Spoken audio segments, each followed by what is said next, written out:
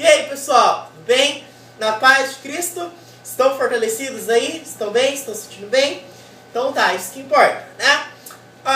Preparados para a nossa primeira aula de Química Orgânica? Eu confesso para vocês que eu estou meio cansado, eu estou meio desgastado por conta do ritmo de gravações, tem que estudar, tem que preparar a aula e tal.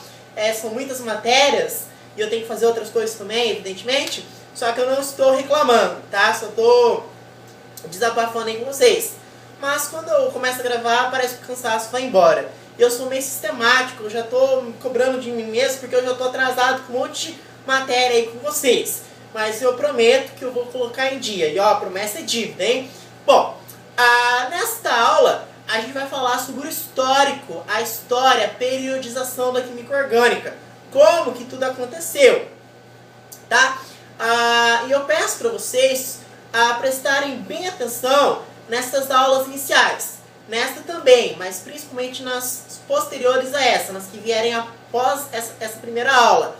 Por quê? Porque essas aulas iniciais são referentes à nomenclatura, dar nome para o composto orgânico, é saber olhar para o composto e dar nome para aquele composto. Sabe por quê, pessoal? Porque quando chegar lá em reações orgânicas, o vestibular ele vai falar assim para você. Ele não vai dar bonitinho para você o composto, para só você preencher lá, colocar o produto. Não, ele vai falar assim para você. Reagindo-se o 2-butanol com fulano, obtém-se tal composto. E aí você não sabe dar nome. Horas, quem é o 2-butanol? Horas, quem é o isopropilbenzeno? Meu Deus, quem é, né, a propanona, né? Quem é o 2-metilbenzeno? Quem é o furano? Então, ele dá um nome que você não sabe, né? Não é que você não sabe o conteúdo. Se der lá, você faz bonitinho, né? Monta os produtos, coloca a proporção, a porcentagem que deu e tal. Você consegue fazer. Isso aí não é problema para você.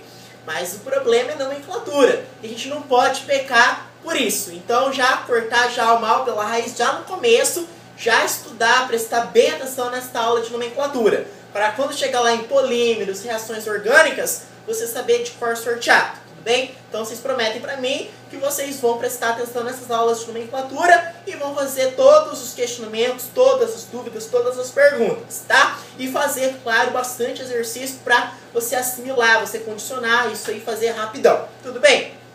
Bom, falei demais, né?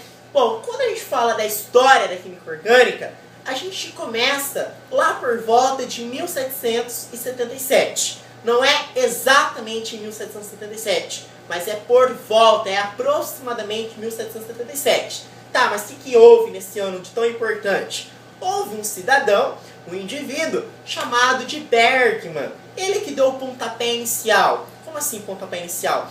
Ele que separou a química, ele fez a primeira divisão da química em química inorgânica e química orgânica. Para Bergman, a química inorgânica destinava a estudar os compostos extraídos de minerais, tá? Enquanto que a química orgânica destinava a estudar os compostos extraídos de organismos vivos, no caso de animais, de vegetais. Então essa foi a primeira separação que houve, a primeira divisão que houve. A química sendo dividida em química inorgânica e química orgânica. Quem fez isso? Bergman. Quando? Por volta de 1777.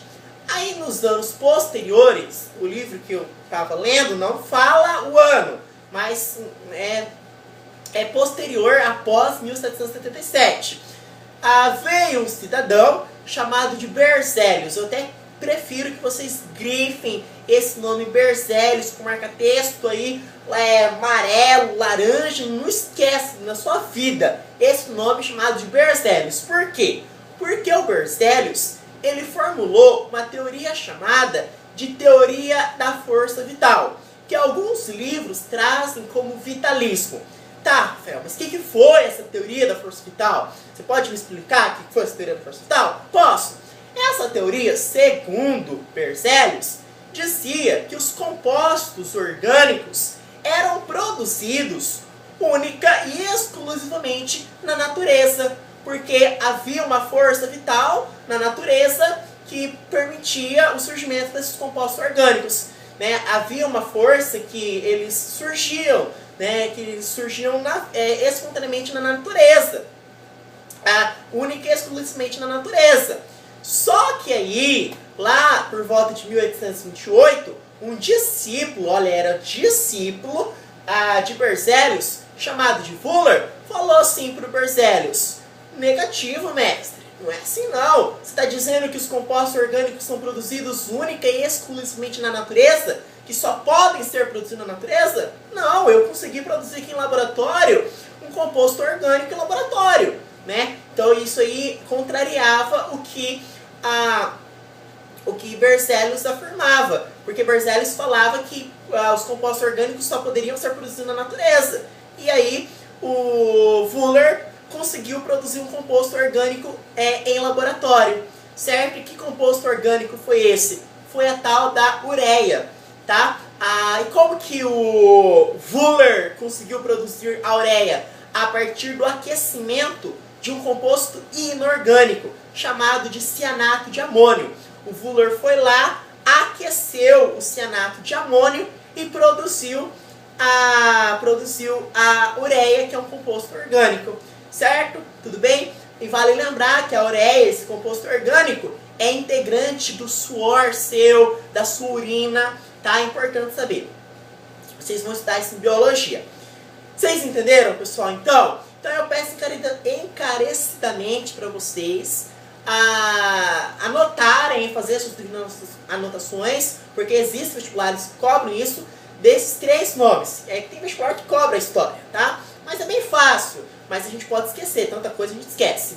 Né? São 3 nomes, mas dando ênfase, dando relevância maior para quem mesmo? Pro Berzelius. Mas lembre-se que quem deu início foi o Bergman, depois veio o Berzelius, depois veio o Wöhler. O que o Bergman fez? Ele separou a química em inorgânica e química orgânica. Inorgânica, compostos minerais; orgânica, né, no caso de animais e vegetais, organismos vivos, animais e vegetais.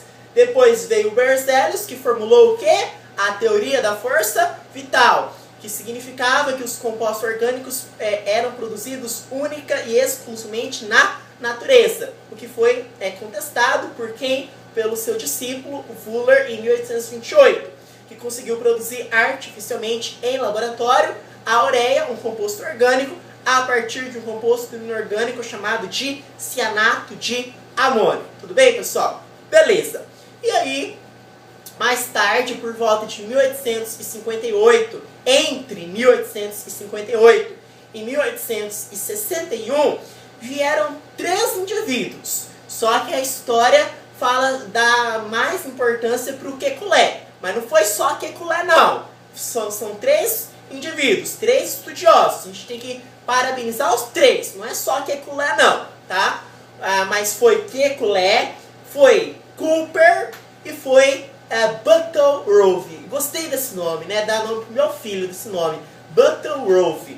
Esses 3 indivíduos. Quem mesmo? Kekulé, que todo mundo fala de Kekulé. Kekulé, postulado de Kekulé. Só ele que ficou com o nome, né? Postulado de Kekulé. Mas não foi só Kekulé que fez postulados, mas foram Kekulé, Cooper e Butterworth. Bonito falar, né? Butterworth. Esses 3 indivíduos, trabalhando separadamente, cada um no seu quadrado, de forma independente, mas estudaram, tá? Eles formularam os postulados. O primeiro postulado diz que o carbono, que é a base da química orgânica, o carbono ele é tetravalente. Explica isso aí, Rafael. Me explica como se eu não soubesse nada, porque você tem que me explicar. O que significa dizer que o carbono é tetravalente? Significa dizer que o carbono faz 4 ligações, tá? Aí você fala, mas isso eu já sei faz tempo. Seja humilde, tá? A gente não passa muitas vezes porque a gente acha que sabe tudo, tá? E a gente não sabe tudo. Se soubesse tudo, já estaria lá dentro. Então, o primeiro postulado diz que o carbono é tetravalente. Isto é, que ele faz 4 ligações, né? A tetravalência nós falamos. O segundo postulado diz que as 4 ligações sigmas, porque são ligações sigmas, tá? Quando só tem uma ligação, a gente fala de sigma. Elas são equivalentes, elas são iguais, são correspondentes, né?